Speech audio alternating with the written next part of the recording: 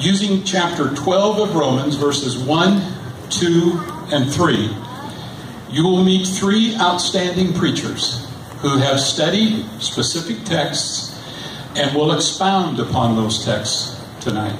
As offer your bodies as living sacrifices, holy and pleasing to God.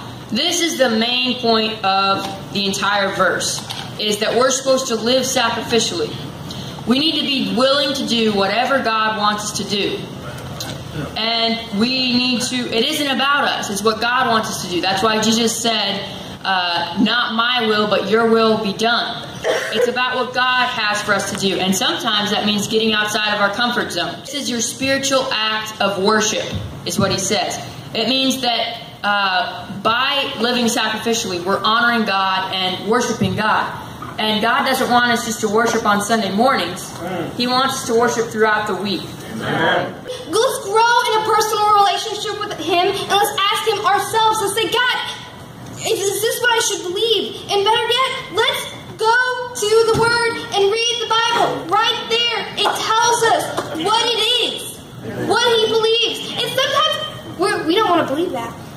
And sometimes we want to harden our hearts and say, but God, how can you do that? How can you make it that way? Well, you know, I don't know about you, but I came to find out God's just a little bit smarter than us.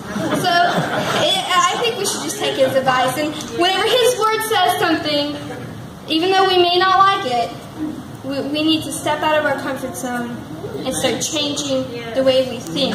Start renewing our mind, like He said. He goes through the most humiliating death. The most humiliating death in all of history. You get whipped, you get mocked, you get plucked your hair off of, you get every little possible pain that you could possibly think of. And He went through that. And He was God. He could have stopped it so easily. But because He loves us, God giving us faith. It's not us getting faith, it's about God. It's not ever about us.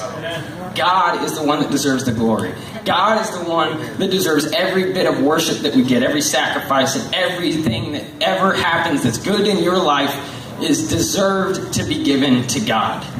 Everything is given to God.